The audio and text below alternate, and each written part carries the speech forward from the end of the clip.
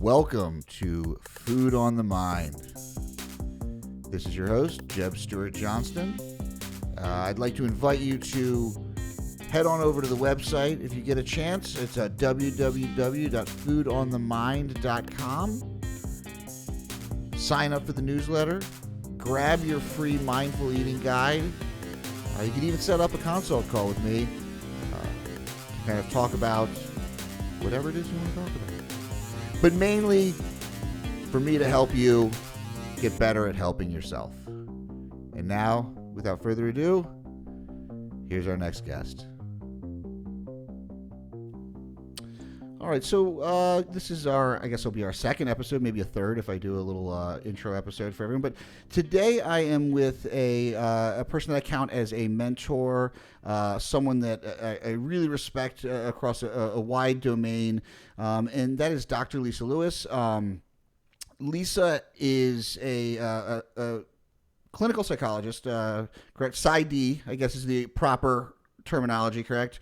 I have an EDD, which is a Doctor of Education in Counseling and Sports Psychology.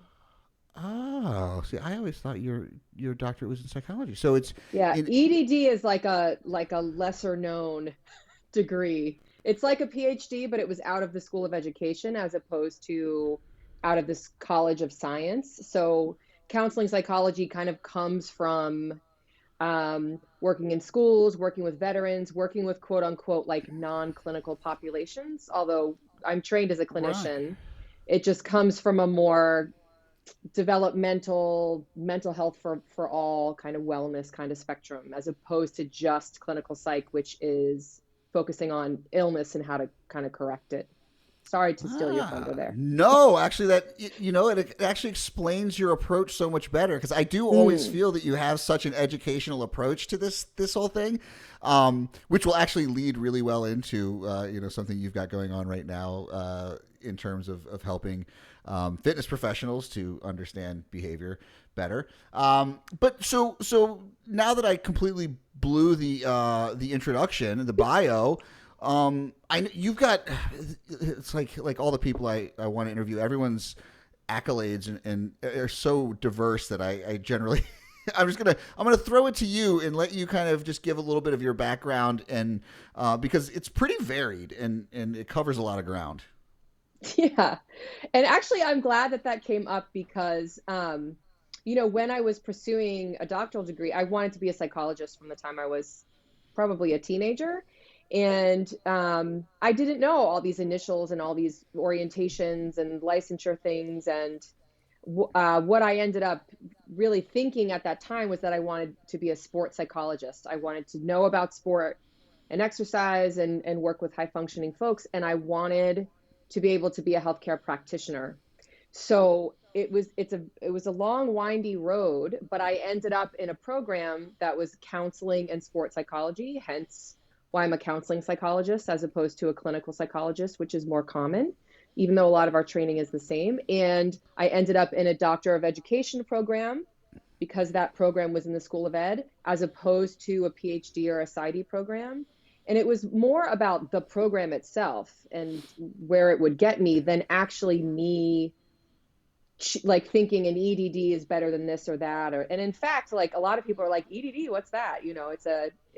There's not a lot of us out there that have EDDs. Is that what Dr. Jill Biden is? She may be, yes. So I think she is. She probably is, because when I was in school, the first maybe semester or two that I was enrolled in the program, I was taking the classes that anybody who was going to get a Doctor of Education needed. And some of those courses were about like pedagogy and education. So some of those students in there wanted to be like superintendents or, in higher ed. So I think that's that track. But then we were this little program tucked into the School of Ed, this counseling psych program. And when I've met other counseling psychologists, some of them have PhDs because the counseling program is like at Northeastern, for example, it's in the College of, I think, Health Sciences, which is a PhD program. But so anyway, there can be different things, different initials that people are called. But my journey, gosh, where did my journey start? I got a master's degree in clinical counseling, which was, the practice of psychotherapy, but for clinical populations. And that degree, I actually got that degree with my bachelor's degree together. So some schools call it like a 4+1, but in Hmm. 5 years, I graduated with a bachelor's and a master's together. And that was for a master's level counselor job. So depending on what state you're in, that might be called a licensed mental health counselor or a licensed professional counselor.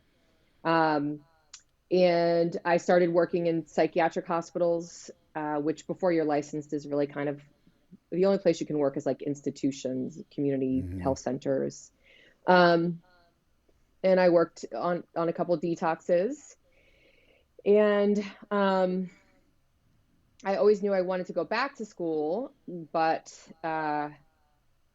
when I was getting my master's degree, I was like applying to sports psych programs, and I really had no idea. I applied to programs that were only for research, and somebody would call me, because back then you picked up the phone and called people, and they would say, like, you want to be a practitioner? Like, we don't train practitioners here. We just are all research. I didn't really know what I was doing. So the first time I tried to get into a program, I didn't get into one. I really didn't know what I was looking for. Um, and then I moved to Boston, and the first winter I was very miserable. I hated it here. So I was like, I'm going to apply to all the right sports psych programs, and I'm going to move wherever I get in. And I got into BU, Boston University, and Northeastern. Well, and um, we should point out that you are from South Florida, so yes, I quite am. quite I a. am. I forgot to say that I'm a Floridian. So the first winter I was like, what kind of, I shouldn't even say winter. It was Man, really the spring, because I went to college in New Jersey, and it's over in like March or April. You're right. done. So I thought, oh, Boston will be the same thing. Nope. So in like May, I was like homicidal. I was really like, there's no way I can do It's this. it's a special kind of cold in Boston. It's special. Well, and so, Hmm. so that's that. I think that's kind of hilarious too. Is that you didn't get into the first program you applied to, and you're like, I'm just going to apply, and the places you get into are BU and Northeastern. It's not like the schlub schools or so. It's not like the Oh. University of the the Caribbean or whatever. Well, the thing, I don't know if anybody out there like is interested in trying to go to grad school, but what I found to be so interesting about doctoral programs, like PhD programs, if you will, is that there are usually these teeny tiny little programs. And really what's bringing you in is like the faculty person who has similar Hmm. research interests, or it's not like applying to undergrad where you have to have like all these amazing stats. I mean, yes, you need to have GRE, and I needed to have an education, of course, and experience, but really they're going to fill two, three, four spots, and they're looking for someone who will fit what the program is about, and all of that. So I think, if there's people out there who've applied for PhD programs and haven't gotten in, it's not just about your stats. It's really about this like relationship, I think, with the There's program. also So, mhm. from the people I talk to so often, and so many of my friends in my network are people who've had their PhDs for a while now, and maybe don't necessarily work directly in the field, but it's so interesting to get that viewpoint of like a lot of your specialty isn't necessarily because you were interested in this thing. It's just because you went to this place and this is the research lab and this is the research they do. And someone handed them a dissertation basically and was like, oh, yeah, this is what you're going to be working on for the next 5 years. And you're like, okay, I guess this is now my life's work. So it's the romanticized vision of like, I'm just gonna go. I'm gonna study, and I'm gonna embrace this research, and I'm gonna learn about this thing. And it's like, no, I got someone handed me something, and I was like, okay, here goes the next 5 years. Yeah, it's a strange little world. And it's interesting because they ask you from the get-go, like, why do you want this degree? What do you want to do with it? What do you see yourself doing? And most of us end up doing something very different than maybe what we fantasized or what we said in our interview. Because along the way, you're learning what you care about and what you like, or the research that comes in front of you, or, just how things unfold over the course of the years. So, I think that's kind of how I started chasing sports psychology. I think initially I viewed myself as wanting to do performance enhancement with athletes, but really as I got going in the program and was working with athletes and was learning the curriculum, I I just loved, I was more interested in exercise and motivation. I was more interested in helping not just athletes, but anybody go from good to better, or from just fine to excelling, or just evolving, like that personal evolution that I think we're all on that journey, just different places along the spectrum. So I liked that, getting to practice with this wide variety of people who are at all different levels of functioning, who really at the end of the day, everybody's looking for self-enhancement, leveling up. We're just all at different places. So, working in clinical psych was, trying to help somebody kind of get to baseline, or just to Yeah. function really. Yeah. Whereas in my doctoral program, there was that. I did have to go through more clinical training and be in more clinical settings, but the spectrum was just really opened up for me. And I love that practice of being a generalist, of Mhm. seeing folks with different presenting problems at different levels of functioning. I think it challenges me to be dynamic, to change the way I'm thinking and communicating, and to adjust like the speed I'm working with, or the level of challenge I'm working at. And so I really wanted to be able to keep doing that. And so at the kind of the end of my training, I found college counseling, and working in college mental health is just that, because it's any kind of person could come in, anything from like, I'm a straight A student and I'm in law school, but I just broke up with my boyfriend Mhm. and I need 3 sessions to talk about that, all the way to I'm having my first psychotic break, at age 18, and probably looking at a God. diagnosis of schizophrenia. So it Right, because that's really such was so formative fun. years. Yeah, right. 18 to 24 is when, Whew. right, a lot of stuff can initially present itself. Well, and the reason I know that is because I was convinced, because I have a bit of a fatalistic mindset. I was convinced that one day I was going to wake up, because I knew my mom's a psychologist, so I knew the parameters of like every psychiatric illness there is. So I was like Hmm. convinced someday between 18 and 24 I was going to wake up and I was going to be schizophrenic, and there's no way to control that or know it's going to happen. And so I have my neuroses. It's always that I'd wake up one day. So like when I turned like 25, I was like, I think I'm in the clear. I think I'm good now. Like I'll be okay. So anyone out there that wants a little glimpse into my mind, that takes it. So you worked, and so I think I kind of want to like talk a little bit about the shift, and then we'll kind of get into kind of the meat of things. But so you have a background too of like of working with addiction, with working with substance abuse, Yeah.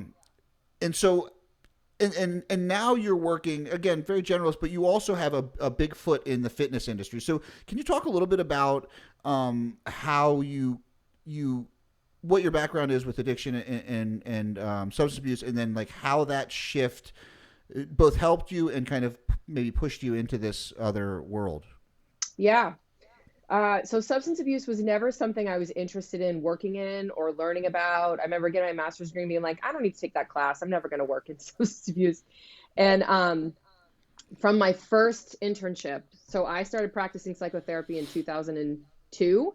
So even at that first placement, part of that was substance abuse. Back then, there was a unit, it was called MICA, mentally ill, chemically addicted. I'm sure this expression does not exist anymore. It's pretty it's pretty stigmatizing. But so from the get-go, I was around substance abuse, and then when I moved to Boston, my job was 100% in substance abuse. And substance abuse is about um, doing something you don't want to do, engaging in behaviors where the consequences far outweigh the benefits after a certain amount of time. And what it forces people to do is take a good hard look at themselves, try to get out of their own way, change their habits, and stop doing something that's harmful and start doing things that actually could help them to progress and grow. And that theme applies to every single person on earth, whether you identify as alcoholic or addicted to opiates, or all of us do something that we lie about. And that Yeah. in the broadest sense is addiction. It's interesting you point that out because one of the things in my own personal journey through addiction and recovery is the biggest relief for me came the day that I decided that I was no longer going to lie about it, and just like did a blog post about it, like put it on social media, and people were like, wow, this is so brave. And I was like, so you share whatever. I was like, this is totally selfish. I was like, you guys, this is not about helping anyone else. This is about me just putting it out there. And it was as dumb as being when the first time I quit drinking, I was a bartender in Baltimore, and the guys that were the bouncers and some of the guys that worked at that bar went around to every single bar in town and said, if I find out you serve Jeb alcohol, I'm coming back here. I'm going to crack you over the head with a bat. And it was this thing of like, they told on me. And so this time I kept, I moved and did all the things. And so I told on myself, but it's like that thing. We all lie about something. And there's that old 12-step thing of like, we're only as sick as our secrets or whatever. That's right. But it's such a little thing that being like transparent and honest, because it could be, like you said, people could be lying about having an extra handful of almonds. You got it. Nobody's judging them, but they're judging themselves. And so it's that really like shame circle. Yeah. And so you said it. So that transition, what brought you then into the fitness world as it is? Yeah. So as this is happening, I'm putting myself through school. I continued to work in substance abuse for a while, going through school. And I just realized that I always had this love of motivation and performance and self-enhancement. And I realized more and more how much overlap there was in recovering from addiction and this whole like performance psychology and self-enhancement. And really, there was nobody around me who had the same perspective. So people in the sports psych program were usually not coming from clinical backgrounds. They were athletes, ex-athletes, maybe coaches. I really always wanted to be a clinician. I didn't want to be a sports psychology person who was just doing performance enhancement. I like to get my hands in the issues. But a lot of my friends that I was in school with, they didn't want anything to do with that. They wanted to just do like team cohesion, performance enhancement, working with athletes in non-clinical ways. So then, I always have loved strength training and fitness. And so I, met someone who is now my husband, who's a strength coach and who does a lot of speaking and a lot of writing. And for the listeners who may not know, his name is Tony Gentilcore. And as we were dating and then moved in together, we just started having more and more conversations about the psychology of coaching. And in coaching, you need counseling skills, which are just communication skills that are focused on one person, as opposed to this reciprocal relationship. And you need to understand psychology of behavior change and resistance and habits and addiction, really, because your whole role is to help people change their behaviors that they feel ambivalent about changing, whether those are nutrition related or training related. And so my husband would be at workshops or on podcasts and people would be asking him questions about working with tricky clients. And he'd say, I think you need to ask my wife this question because this is not really my wheelhouse, or it's more her wheelhouse. So that led to me writing some blogs, being on some podcasts myself, my husband and I doing a workshop together called Strong Body, Strong Mind. And then I actually got invited to do some workshops with Artemis Scantilides, who is a strength coach. And she had a workshop called I'm Not Afraid to Lift, which was kind of geared towards women and encouraging them to strength train. And then there were other people in the industry who were just not my husband, but who sort of wanted to open the door or collaborate with me. And so little by little, I just had these increasing opportunities to step into the fitness space. Because I think in the fitness space, you're working with addictive behaviors, you're working with resistance to change. You are operating psychologically, even if you don't consider yourself a mental health professional, you are thinking psychologically all the time. And I just think in fitness, there's no education and really no support for you, even though you're doing pretty emotional, psychologically taxing, complicated work. Mm-hmm. Yeah. And I should note that I actually found you because of you had that Strong Body, Strong Mind workshop. And it was in Boston. I was going to go up for it, and I remember it was like a weekend. I had bought tickets for a concert already or something, so I couldn't go. But then you spoke at Kansas City, and I remember being like, okay, like I was already at the point in the fitness industry kind of part of it that I was kind of tired of the fitness part, and I wasn't interested in taking any more fitness courses or going to any more fitness or nutrition seminars, like the behavior stuff. And I was like, this is my entree. So that was, the impetus for me to go out there. But it's been life changing for my coaching, and I'm going to pump your tires a little bit here. Thank you. Since working with you, it's probably been like a year and a half now. We've been working together. But just looking at these things and developing these skills, first of all, I find it way more interesting than just like programming or nutrition stuff. Like you said, like working with these people in the sports psych program that didn't want to deal in the clinical standpoint. I'd be like, man, that sounds really boring. Just doing like the team, just doing the team stuff. Like that doesn't sound that fun. Like the work is the fun. But and so we'll come back to this, but I do want to say that, if you are a fitness professional who's listening, Lisa's course, Psych Skills for Fit Pros is the title, correct? Correct. Okay. It's phenomenal. I mean, I went through it, before she released it. I went through the whole thing. It's really amazing. And it's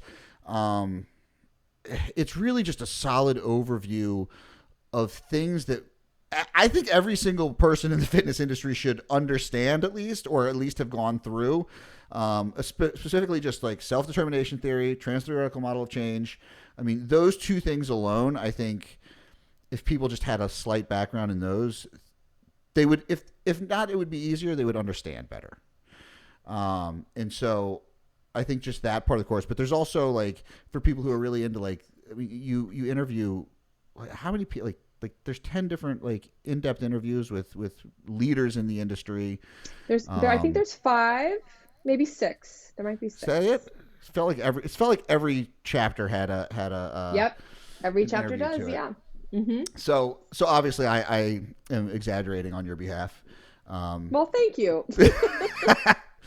But yeah, so I mean, if and we'll come back to that, and we'll tell everyone where they can find that, and hear a lot of the show notes and everything. But it is something I definitely want to say. Like, if you do work in this, actually, even if you don't, even if you're just someone who likes to exercise, this is stuff that maybe everybody could educate themselves on, and it's really just beneficial things that I think you can learn, and you're not stepping into that world of like, now you're not playing counselor.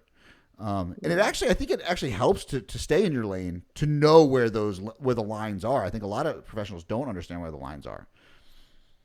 Yes, and I think this idea of staying in your lane makes people skittish. It makes people hesitate, and I think it interferes with the authenticity of your relationship with your clients, because if you start getting worried, they're talking about feeling down, or they're talking about having a panic attack, like I'm supposed to stay in my lane and say like, I can't talk to you about that. It just kind of removes, like, it messes up the rapport you have with your clients. So this whole idea of staying in your lane, I think of the lanes as being in the pool as opposed to being on a track. The pool is filled with water, and all the water goes everywhere. Your clients are going to talk to you about their mood, their relationships, their sleep, things that are psychological in nature, and it's going to come into your lane, and that's okay. Their health and their fitness and their nutrition is part of their mental health. How you communicate around that and how you support them, you can do in the scope of your work without putting on the hat of a mental health professional.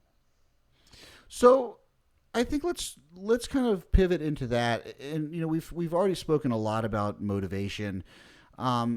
So we're in a time right now, which we've talked about before, of basically collective trauma, where every single person, to some degree, in the last, we're going on a year now almost, in the last year, has suffered a traumatic experience, and it continues to, whether they've been acutely affected by someone dying of COVID, or their business closing, or even just this underlying tension of not knowing, or of realizing that, wow, all the things I thought I had control over were all illusory. It's been really, really hard on a lot of people, and we're kind of brushing that mental health aspect under the rug. Now, how can people start to look at not just surviving, but kind of thriving in this environment? Like where, and again, my pet project to get the world, especially fitness, to understand the actual meaning of motivation. How can people start to not maybe heal themselves, but get themselves back to a point where they're not just, because we're on a year now, the vaccine's coming, things are going to change. How do they get back to that point of no longer living this almost not even post-traumatic, this traumatic stress, and start to move past it, without obviously oversimplifying that statement? Well, I certainly agree that everybody on the planet Earth has experienced a terrible loss, whether that be, their day-to-day life or their job or people that they love.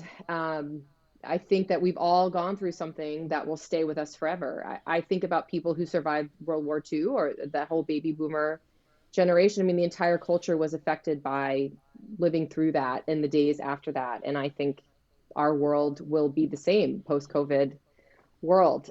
What I appreciate about the pandemic is that the stigma around asking for help and saying that psychologically you don't feel good has come way, way down, because we've all had this shared experience of like, of course you feel depressed. Of course you feel grief. Of course you feel anxious. I do not have a colleague in mental health who has an open spot for a new client right now. Every single person I know is completely booked. And I think the reaching out for help is a lot less unusual if everybody gets like, of course you feel the way you feel. So I'm glad for that. And I hope that stays around. I also think telehealth has really exploded and people feel much more comfortable doing it. So I think that is around to stay. So I think, as people go through whatever process they're going to go through of not even getting back to their old life, but creating whatever this post-COVID life is, there probably is going to be some grief that's involved. There probably are some habits that got going during COVID times that maybe you want to change or get rid of. And those things take time. It's been a year of our life, and it's going to be more than a year that all of this has been going on. So it's not a simple answer, but I think first just recognizing what we've all been through. The most common statement I have heard from my clients over the past 8 months is first they will tell me something about feeling stressed or it feeling hard or them being kind of tired of this. And then right away, before the period is even like the ink is dry on that period, they'll say, but I shouldn't complain because I know other people are, fill in the blank, unemployed, really sick, don't have food. So immediately I hear this almost like survivor's guilt from people that, oh yeah, I don't deserve to complain about the effect that this has had on my life because so many other people have worth. And I actually think that that's not of benefit. I mean, I think being grateful is good, but you should not dismiss the effect that this has had on you. I think it's important to recognize the significance of it. So recognizing it and then saying, okay, what systems do I need to put in place? What kind of support do I need to add to counteract this, situation that has taken so much from me? Because if you minimize it, then you're like, I just need to suck it up and deal with it, as opposed to like, no, I need better self-care and better nutrition and more people around me to help me than I had before.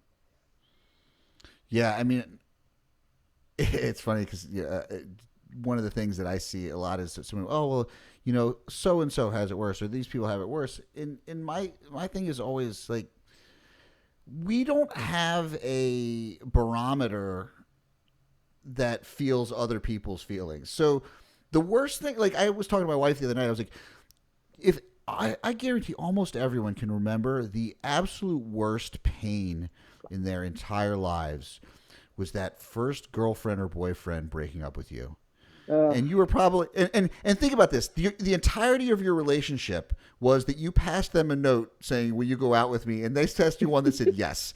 Maybe you held hands, maybe you had a little peckish kiss, But that was the most excruciating because you had never felt anything like that. Mm. So when we have these new experiences, like just because someone else, our worst is still our worst.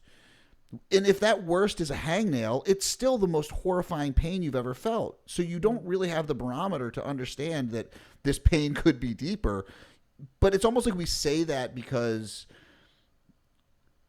our worry about the perception of how we will come across. It's like, I don't want to be perceived as feeling sorry for myself or complaining, or because we've been told don't complain.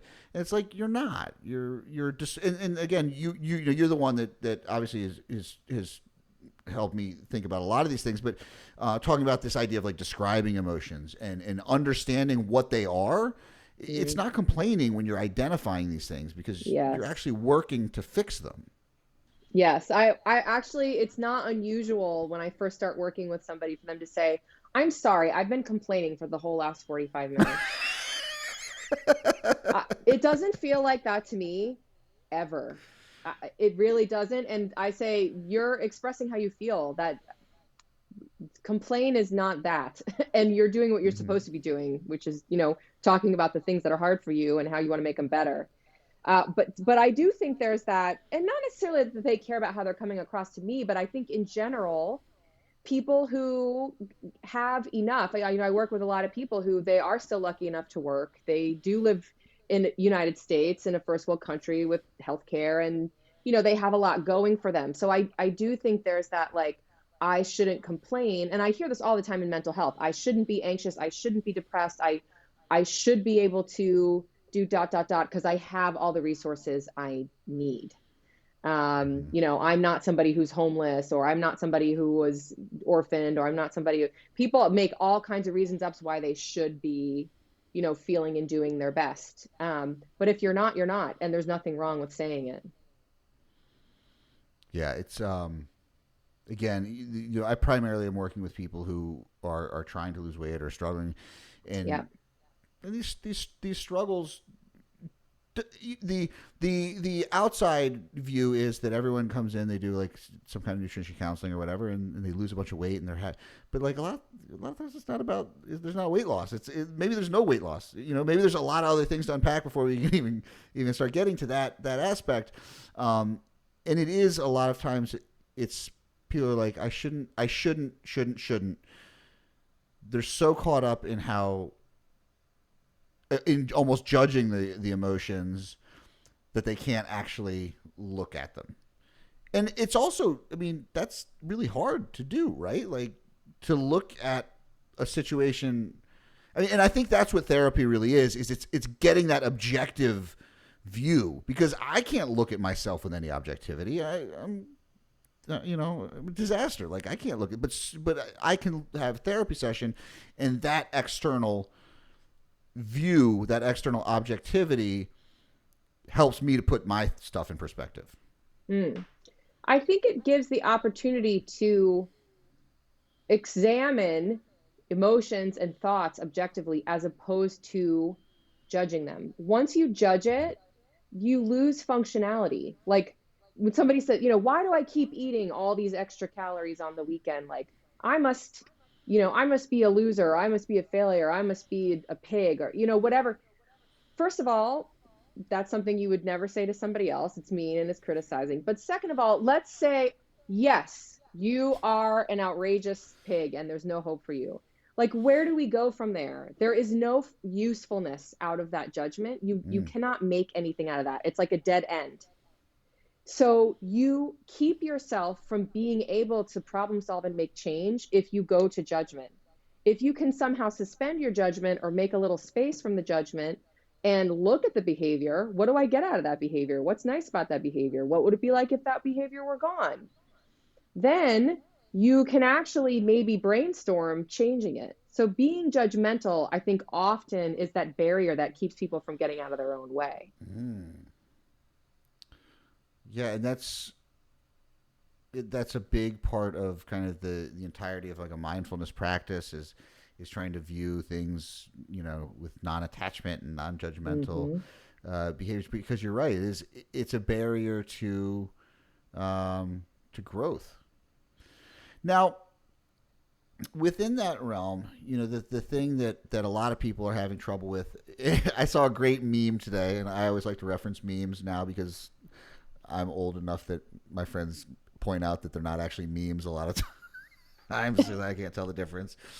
But there was something that was said like this pandemic's been going on long enough that I've gotten in shape and back out of shape again.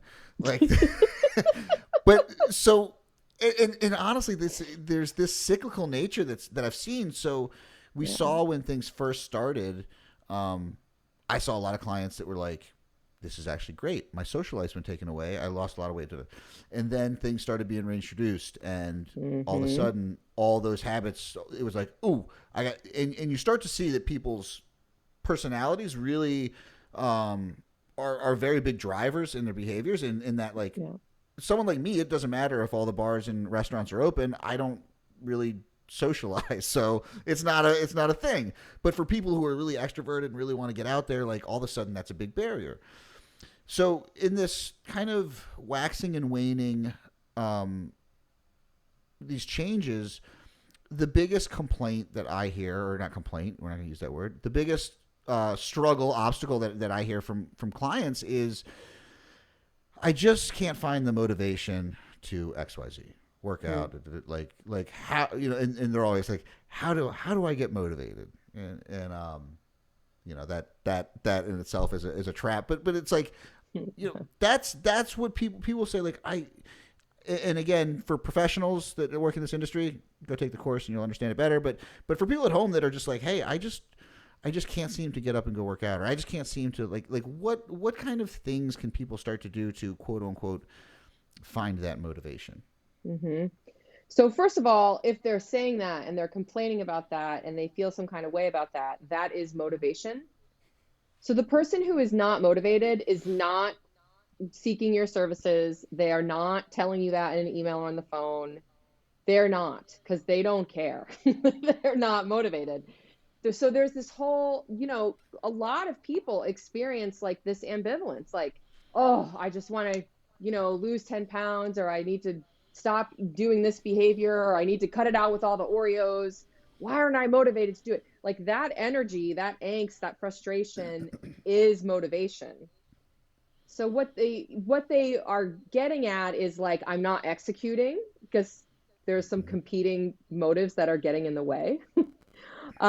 Or I'm not harnessing the motivation that I have in the right way. So they could be paying you and paying for a gym membership and spending money on like the low fat, low carb, omega-3 Oreos or whatever. They could be expending all of that energy because they're motivated. But it's not coming out in fat loss for them. So I think it's really important to get in the weeds and see, again, what are they getting out of those behaviors? Like, what is it that they want? Is there another way to get those needs met? Like, if the Oreos are like the treat, the special thing to look forward to, or an escape, or something that reminds them of, I don't know, being home with their siblings when they were a kid and having snack time after school. Like, is there another way to get those needs met? Is there another way to meet that so that you can actually execute your goals better? I think I'm not exactly answering your question as pointedly as you want me to. You mentioned the one thing that honestly has that you said to me once, and has made a big difference in my practice, because it's something I come back to a lot of times, and that's that if you are engaging in a behavior, it's because you're getting something out of it. Mm-hmm. So often they're eating the Oreos, and like you just said, is what are you getting out of that? What is that giving you? Because if we can start to see that, all of a sudden, then like you said earlier, we start to take the judgment away from the Oreo eating. Because now it's like, oh, well, okay, well, this actually makes sense why I'm eating the Oreos. Okay. And like you said, then we find the alternatives.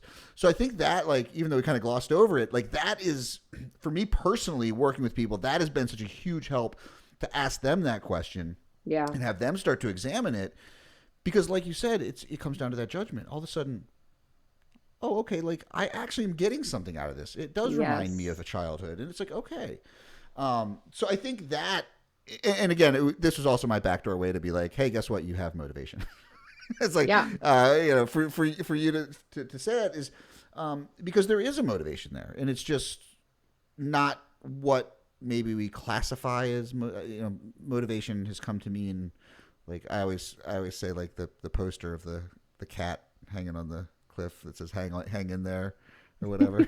Like that has like that has encapsulated what motivation is. Like, oh well, just scream at someone or watch a David Goggins video or something. And I think people confuse kind of that thing. Like they think that they feel like they should wake up and like everyone that goes to the gym, it's like that someone like I think a better point is like someone says to me like, you're so motivated like to go to the gym or you're not, like, what do you do when you're not motivated? I was like, the thing is, I'm so internally motivated to go work out that when I don't want to do it, I do it. It's not because I'm discipline over motivation or something. No, my motivation has just moved in a direction so far that I don't need to get hyped up. It's like, it sucks. I'm going to go do it, like, because this is what I do. And I think that it's hard to explain to people, but I think if people can start to understand, and again, back to talk about the course, if fitness professionals can understand that, they can start to work people along that continuum of motivation of being, starting at like, why am I such a slob in eating Oreos to Oreos are great as a treat, and I have 3 of them. Mm-hmm. And I think one of the points that you're getting at too is the importance of meeting the individual where they're at. Like the way that I just heard you describe training as regularly as you do, you sort of said something like, I'm not really disciplined. It's just, and I would describe you as disciplined, but for you, that's not your word. And so I think people have words and ways that they think about things, but they're not aware of it. And they have reasons why they're enjoying the Oreos, even though they don't want to, but they're not aware of it. So I think being a good coach is helping that person get to understand their own behaviors and what is the purpose or what are the pros and cons of those behaviors, and helping them to really weigh pros and cons, as opposed to them feeling like, I really, really wanted to go to the gym, but I wasn't motivated enough. Well, you sound pretty freaking motivated because we talk about it every single week. So let's talk about what happened, because, maybe what's happening is the partner who's not going to the gym is like, oh, I miss you. We haven't gotten to see each other. Like, why don't you sit down with me and watch a show? Or your kid's finally done with remote learning and they want to play, or, there could be 15 other things that are going on that are important to talk about. So I think that we as human beings, we kind of coach ourselves. Like, we should just do it. We should just suck it up. There's no excuses and cut the shit and all that. And I think that is so unproductive. Once somebody's coming for help, like, that can be a first pass. If that gets somebody to change their behaviors, awesome. Mazel tov. But if you're having trouble changing, you need to explore with your judgment suspended. Well, I think that's a great point. And kind of coming back to that, like, idea of the difference of like working with athletes and working with, more clinical populations. There's certain clients I have who are like, and even my athletes, off season is definitely like time to talk more about emotions and things that are difficult. But like when it clicks into in season and it's like, it's about results, they're like, hey, can I have a cheat meal on Friday? Are you where you want to be? No, then no. Like, there's no like, oh, well, let's talk about, how will that affect you? It's like, no, at this time of year, your goal is your goal. And that supersedes every single thing else. Yeah. Well, that person has buy-in, right? They're on board with you. They're compliant in their behaviors. I think that there is, like, not to say that we should never give advice and we should never be directive, because there are those sweet spots where it's the perfect time to give advice or directives, because the person's on board. But that's only a small percentage of this whole interaction. It's not, I think a lot of us go into probably coaching and nutrition and maybe psychotherapy thinking like, this person's going to be like, all right, tell me everything to do, and then I'm going to go execute it. And actually, that's not how it goes at all. Yeah, it's always funny for me because I get the, like, oh, I'd like to work with Jeb because I need someone like give me tough love because my Uh-huh. outward image. And I'm like, you've come to the wrong place. I'm the worst at Yeah. that. Like I'm never gonna yell at you. I'm never gonna say that what you did is bad. Like I Yeah. have zero moral judgment about anything you do. I'm proud of you for making the progress you're making, whether you see it as progress or not. It's like sorry to disappoint. But yeah, it's again like, and I think the more I do this, the more I realize how it is not productive. Yeah, and people have this, I think they do it to themselves, and Mm-hmm. then sometimes they're looking for, they think they want that in a coach or and honestly, when you gave that example, I think about athletes who I've worked with, and when I meet them, a lot of athletes, the first session, they feel like sort of a sense of failure or powerlessness that they've come to ask for help. Um, because they've been trained, it's been drilled into their head for years. You just try harder, you just put your head down and you bust your ass and you don't complain. And if you're in pain, you don't say anything about that. And um, there's a lot there that is making it hard for them to reach out and get support. And I think that voice, that they hear, that inner coach, has played a large part in creating whatever situation they're dealing with. And it's very active when they're trying to work their way out of it. So you probably have clients too who, on some level, they understand, like, I shouldn't beat myself up about the Oreos, or, they start to have that kind of like rational understanding, but they still have the feelings, they still struggle with the Mm-hmm. setbacks. And it takes a long time to get rid of that, Now, undo it. have you seen a change generationally? And the reason I ask is because when I got sober this most recent time and I talked about it, for me, I never would talk about my alcoholism because it was, even in my generation, I feel like it was still looked upon as weakness.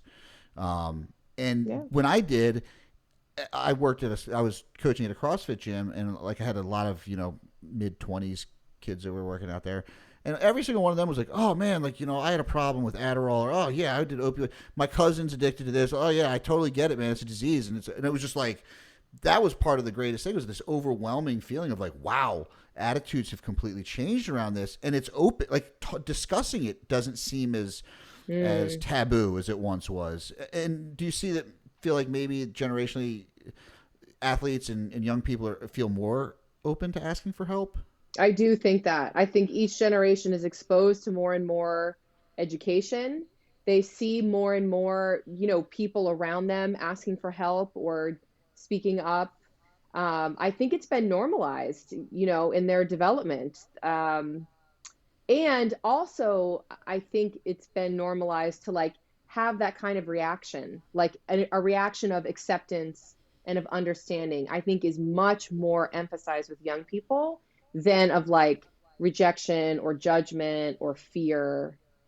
There's just I like a think, heightened level of acceptance and awareness, I think, that's out there now. yeah, because it's like because I would always think that, like because that's something I've worked on personally because I know, you know, I was worked in hair forever, so I worked around a lot of women and gay men. Like that was and I was talking to my wife about like the guys in my life that are how so positive because I never had guy support. I mean, I had guy friends, but like mostly I was always around women. Like it wasn't like I didn't have that like locker room group. Mm, mm, But so I was all the joke was is like everyone I worked with, every woman knew that if she wanted something or needed something, all she really had to do was just cry. And I'd say, and it was, and I would just be like, whatever. You could ask, like, if I was the boss and you were like, I want to go home for the week, I'd be like, fine, just stop crying. Like, as long as you stop crying, you can do whatever you want. Like, it's fine. But as I've started to try and get more in touch with my own emotions and understanding others, I have a lot less of that kind of, like you said, fear reaction, which I think is a lot more common in guys my age and definitely older. mm-hmm. Yeah. And I don't even think I need to like expound on what you just said even more. I completely agree. And it's very refreshing. It's very, I think, heartening. We often talk about things that are wrong with young people or like the way kids today are this, that, and the other thing. But I actually think, and I teach, at a local university here, Right. I see them as being way more open, much better advocates for themselves, way more accepting. I see a lot of strength, and so I think also the importance of recognizing like things that we've been through. I mean, that's a result of our generation and older generations not liking the way that we were treated or rejected or Right. judged or criticized or closed off from things. So there are positive ways um, that society changes, and that's one of the ways that I see. Now it's just a matter of trying to get policy in line with what works. You know, like you said, we've got acceptance of therapy. Now we just need policy to bring, because again, you know, it's like we talked about, what I do for a living, what you do for a living.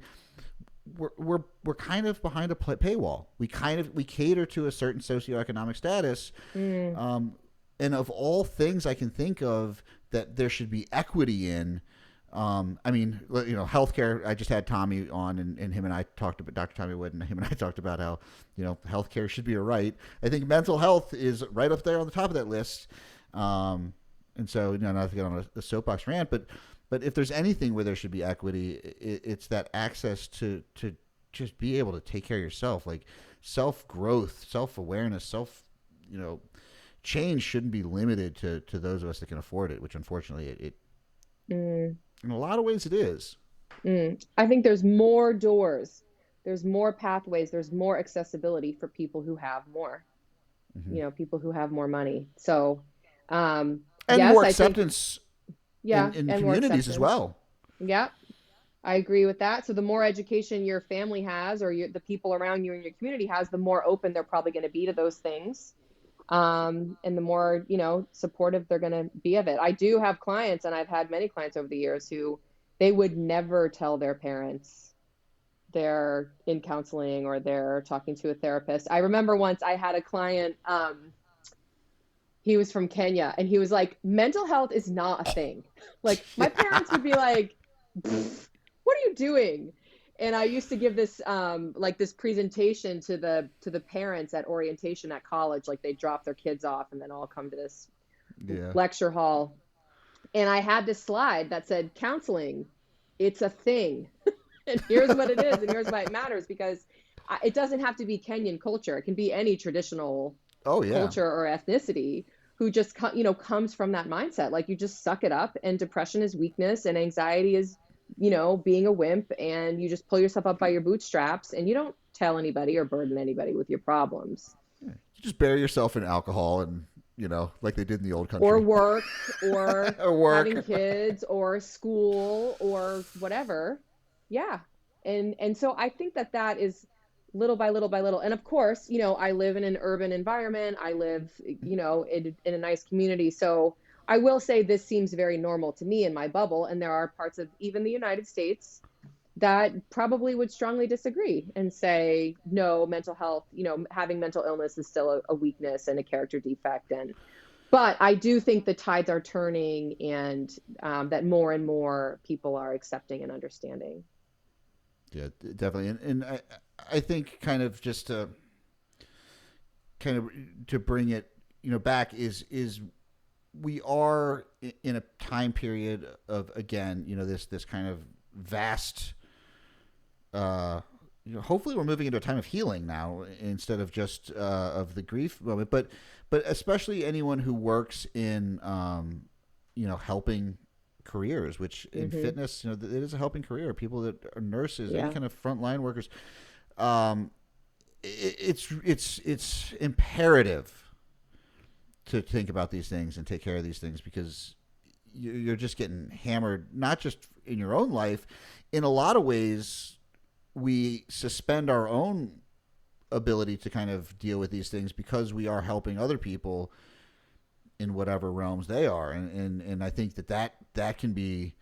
I mean, I just see it in coworkers and people I work with, and you work now with a lot of fitness people, and you're around a lot of other clinicians, and you know, I'm sure that Yeah. the because I know me personally, some of the people that are struggling the most that I work with are psychologists, are Mm, psychiatrists, are people in mental health, mm, and the comments I get from them are often like it's been so hard because and mm. they're empathetic. You know, they got into this because they wanted to help people, and it's just it's very hard if there's not at least some detachment there, and I think a lot. And I say to my clients, the crazy thing is I have clients who are, clinical psychologists dealing with patients.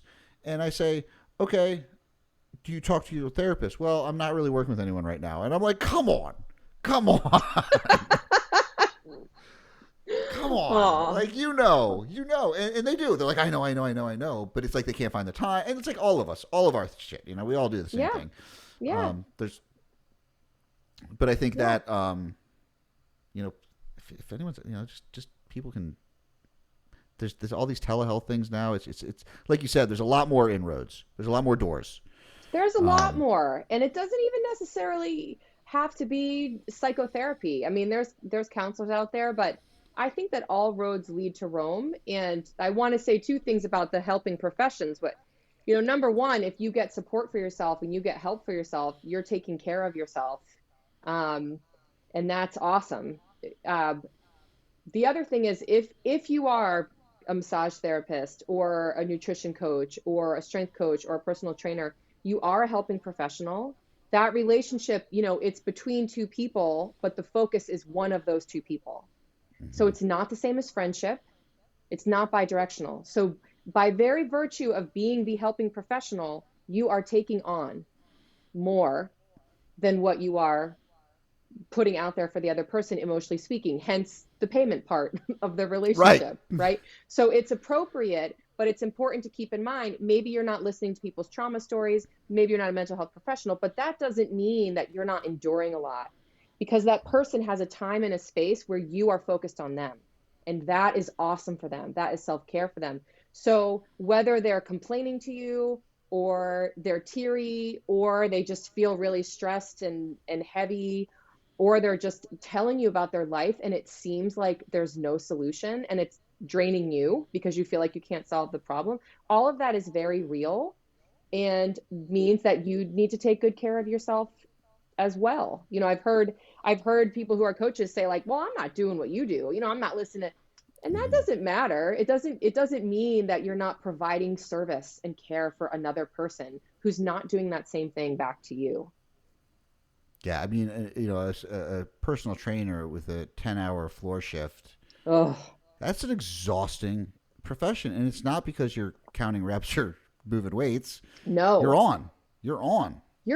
And you're dealing with the person at the first appointment of the morning who's like going 1,000 miles an hour and, doesn't stop for lunch until 3 p.m. and then is like drinking a bottle of wine and 2,500 calories for dinner. So you're trying to communicate with that person. And then 2 hours later, you've got someone who's home with a couple of kids and is around food all day long and feels like that's her only way to get time for herself and, is at a completely different level.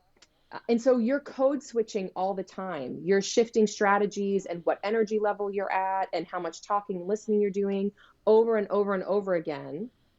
And you and how you're doing and whether or not you need to pee or eat a snack is like completely at the back of your mind. And so I just think it's a tremendous amount of psychological work and focus on someone else other than you. And that you're really not thinking about that or getting any training on that before you go into that kind of work environment. Which I think is the perfect segue to tie this all up in how can people learn more about this stuff, especially people in the fitness profession, and where can they find your course? Thank you.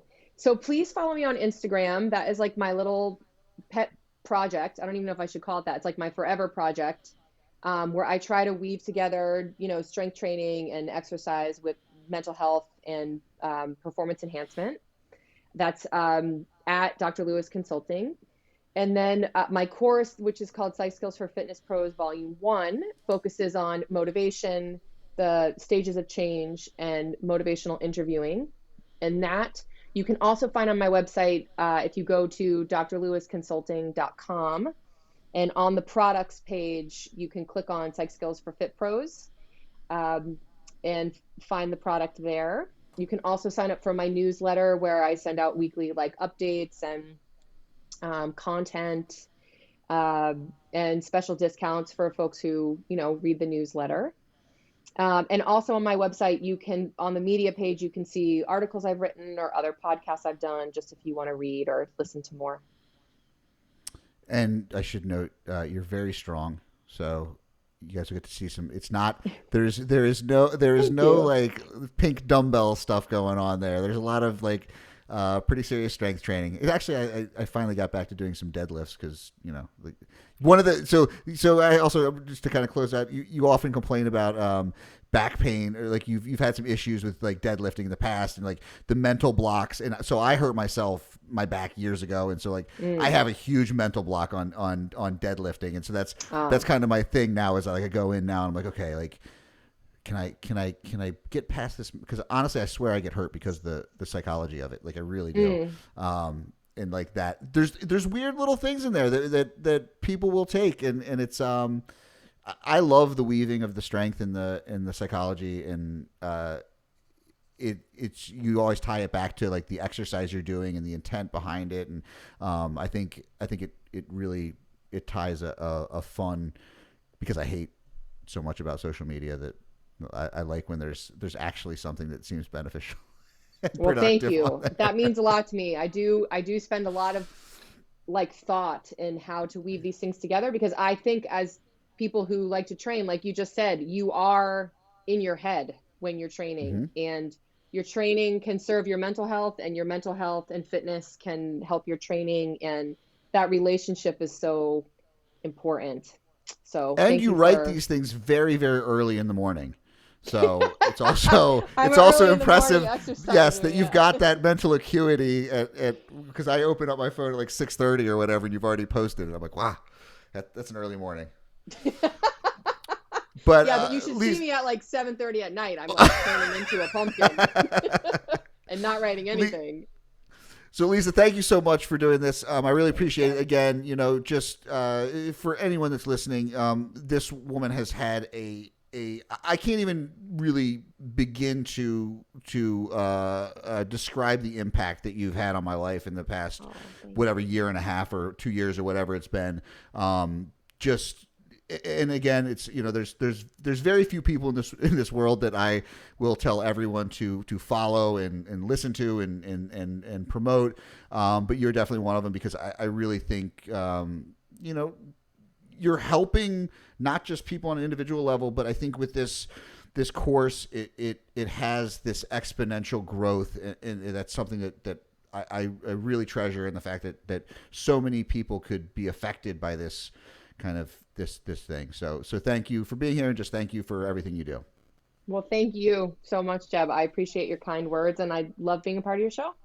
Great, thanks. Bye.